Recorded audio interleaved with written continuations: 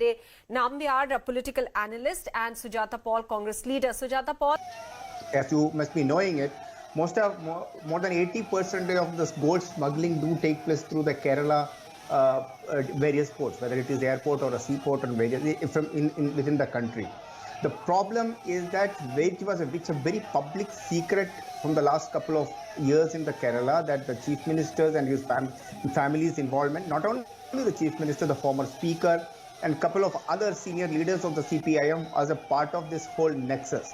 One, gold smuggling, currency, and the Dubai consulate, the UAE consulate, and with the Chief Minister, there was so much. And there is another minister, former minister, KT Jalil. They were all together and did a massive corruption, which was all known to. There was a lot of hue and cry in the last time, but somehow, because of the COVID issues, COVID challenges, and some kind of a welfareism, which through the kids and etc., he could come back to the power. But today, the kind of allegations which has come out by the Sapna Suresh is something which anybody whomsoever having a common sense will be able to understand.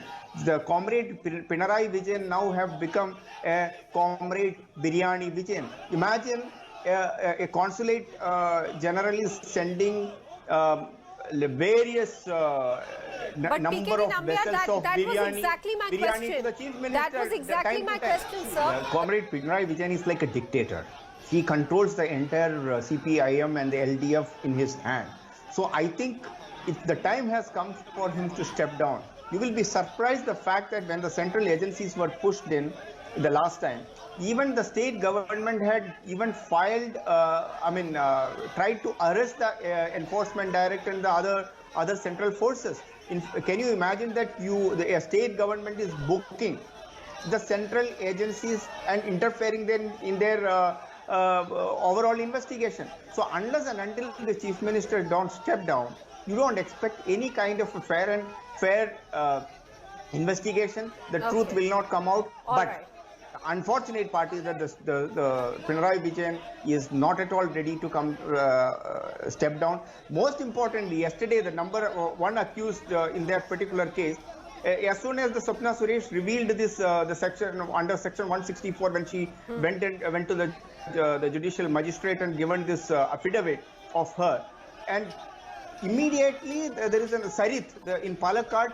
He was kidnapped by the state forces. The state crime branch, actually, without having any summons, without having any information, has just picked him up. And I think a couple of hours later on, he was kidnapped by the state force. All right. So this is the right thing for the Chief Minister to do. There is nothing at all when it comes to this part. There is no new thing. As I said, the principal secretary of the Chief Minister, who was then the commander-in-chief of his the entire office, Mr. Shivashankaran, he was a senior IAS officer. He was behind the bar. He was a part of this. He's out there on the bail, and even then, everybody was known to the fact that the Chief Minister's office was involved. Whenever the central agencies tried to get into action, they were not provided with the information. They were not provided with the evidences. Not only that, even to the extent that the CM's office and the residence CCTV footages were also not being provided to them for a longest of time. Even when they give, you will be surprised it was a defected one. Not only that, even the files which is related to this whole gold scam corruption case was also being burnt. So there is a large number of evidences which has been, they tried to remove it. As it says, the truth will, whatever, no matter how much you try to put the truth will one day will come out. And that is precisely is happening. The allegations are so genuine, even if anybody whomsoever is listened to it. Not only that, in another part that there are, even in the last time, during the Ummanchanti government time, that there was a solar scam, similar kind of a scam where there is another lady called Sarita was involved. But the government then took a case against the then Chief Minister on the complaint of Sarita. But here, the Sapna Suresh's allegations after allegations are going against the Chief Minister and his family and his former colleagues, both in the bureaucrats and also from the ministers. the government is trying to just put everything behind the scene and trying to put even in fact today just a few hours before the DGP of the state and the ADGP of the state said that these are all furnished, or these are all not the right thing to do, so they are going to put another allegation on Supna Suresh rather than investigating to the truth. And Pinarayi Vijayan is not just a chief minister, he is also the home minister of the state. How can you expect the one who is in the commanding the entire forces of the state, his forces will be going against him?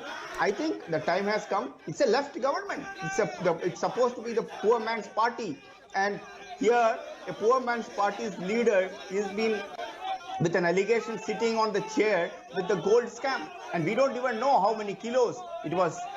Vessels of just imagine a common sense that once we can understand there are gifts had gone, twice we can understand the gifts had gone from the consulate to the chief minister to the various ministers.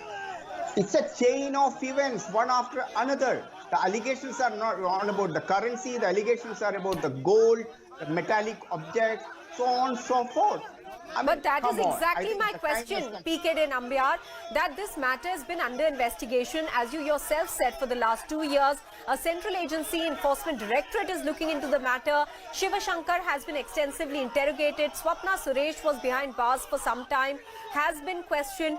If all that questioning has happened of the main players and main accused in this case, what is preventing the enforcement directorate, if they had any evidence to suggest that the chief minister was involved? The enforcement directorate was not given any kind of the support by the state government.